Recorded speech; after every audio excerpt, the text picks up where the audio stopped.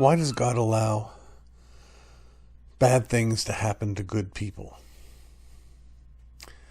Well, I don't want to be flip, and I mean it with the utmost sincerity when I reply to that question. That only happened once, and he volunteered. Friends, when we understand the reality that every one of us, apart from Jesus, that every one of us are by nature children of wrath, that we are at enmity with God, that we are rebels against his reign.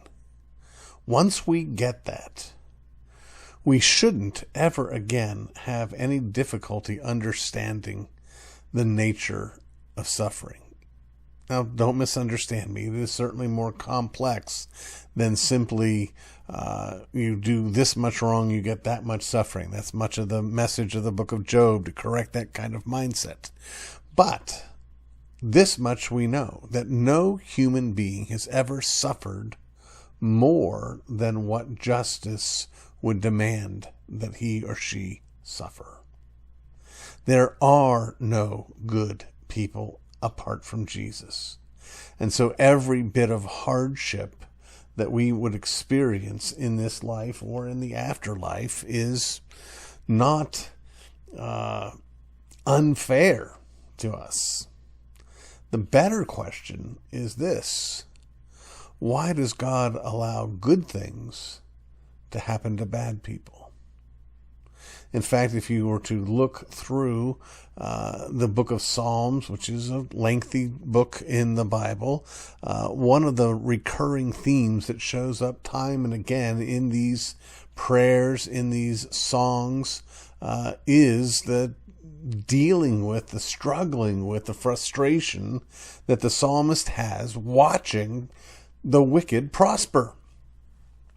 But God is a God who does show grace and kindness, not just to those who are his children, but to those that he's made. He tells us himself in his word that he causes the rain to fall on the just and on the unjust. Even the fact that people, all of us, aren't dead the moment we begin because we are in sin, and the penalty of sin is death, is a sign of God's grace and his forbearance and his patience. But friends, how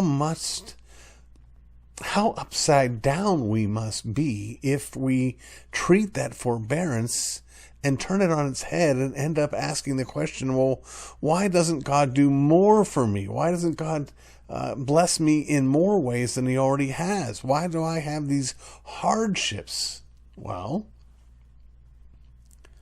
again, there could be any number of reasons why we have hardships in our lives. If we're believers, the reason we have hardships in our lives is for God's glory and for our good. If we're not believers, it may be something God is using to drive us to him. It's when we're at the end of our rope. It's when the hardship comes that we cry out for God's mercy.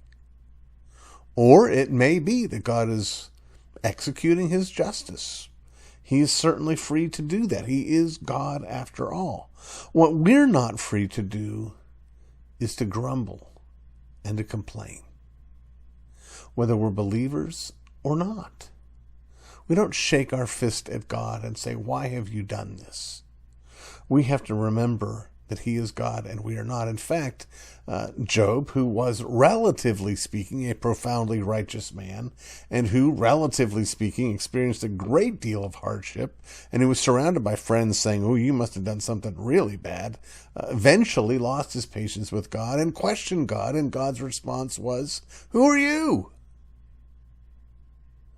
I'm God, Job. You're not. And Job had the wisdom to cover his mouth and to speak no more. You may have heard it said that God is a big God, and because of that, he can take it when you complain against him, when you shout at him, when you shake your fist at him, when you curse him. The reality is, friends, God is a big God, which is exactly why you must never, ever do that. And when you do, repent. and remember that while God never does us anything wrong relative to what he owes us, he gives us his grace when we cry out for it and rest in the work of his Son.